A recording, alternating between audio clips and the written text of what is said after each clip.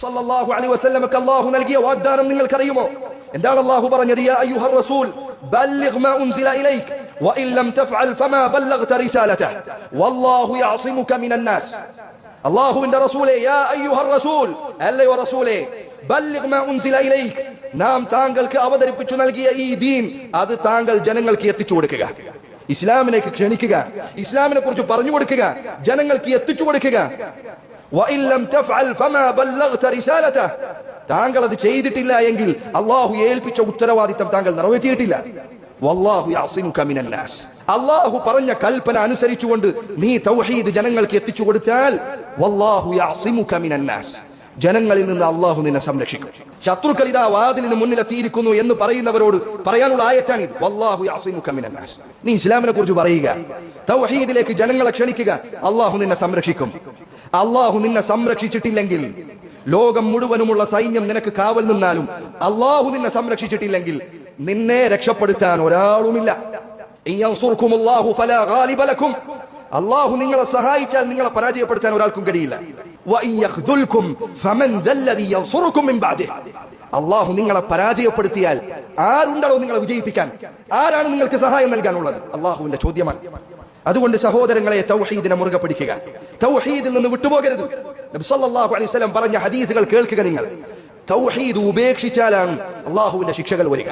അത് പറയുന്നത് കുറച്ചാലാണ് അള്ളാഹുവിന്റെ ശിക്ഷകൾ വരിക.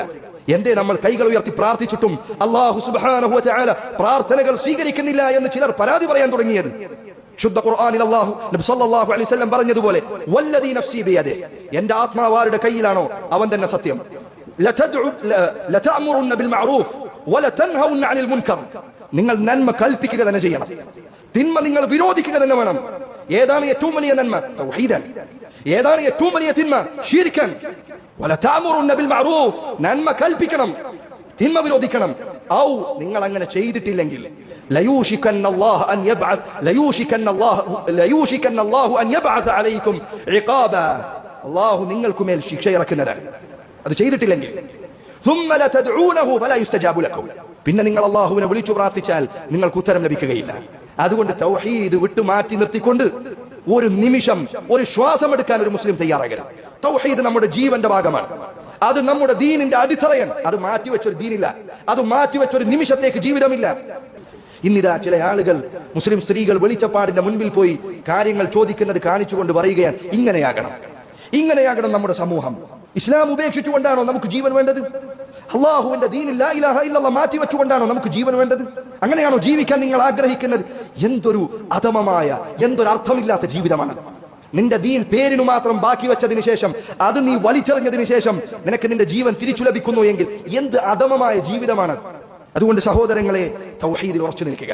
ഇന്ന് ചിലർ പറയുന്നു തൗഹീദാണ് ഭിന്നിപ്പുണ്ടാക്കുന്നത്. അല്ല, തൗഹീദ് ഇല്ലായ്മയാണ് ഭിന്നിപ്പുണ്ടാക്കിയത്. തൗഹീദ് ഉണ്ടായിരുന്നെങ്കിൽ, തൗഹീദ് നമ്മൾ പഠിച്ചിരുന്നു എങ്കിൽ നമ്മൾ ഒരുമിക്കുമായിരുന്നു.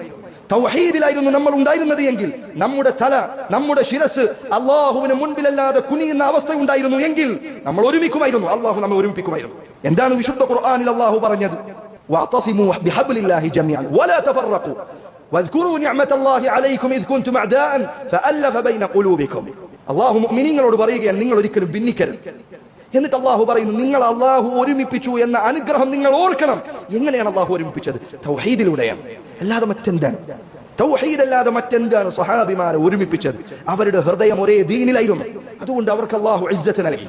അതുകൊണ്ട് സഹോദരങ്ങളെ, തൗഹീദല്ല ഭിന്നിപ്പിക്കുന്നത്, തൗഹീദ് ഇല്ലായ്മയാണ്. തൗഹീദ് പറയാത്തതാണ്, തൗഹീദ് പഠിക്കാത്തതാണ്. അതുകൊണ്ടാണ് ജനങ്ങൾ ഭിന്നിച്ചുകൊണ്ടിരിക്കുന്നത് എന്ന് നിങ്ങൾ മനസ്സിലാക്കണം. അത് സഹോദരങ്ങളെ, തൗഹീദുള്ളവർ ആദ്യം തിരിച്ചറിയണം. അവരുടെ ചിലരുടെ ഹൃദയങ്ങളിലേക്കെങ്കിലും വന്നു തുടങ്ങിയിരിക്കുന്നു. നമ്മൾ ഈ പറയുന്നതൊക്കെ ഇപ്പോൾ കുറച്ച് നിർത്തിവെക്കണം. ഈ പ്രശ്നങ്ങളൊക്കെ അവസാനിക്കട്ടെ. ദുനിയാവിൽ പ്രശ്നങ്ങൾ അവസാനിച്ച ദിവസങ്ങൾ വരാനില്ല. ദുനിയാവിൽ പ്രശ്നങ്ങൾ ഉണ്ടായിരിക്കും. തൗഹീദ് മാറ്റിവെക്കാനുള്ളതല്ല.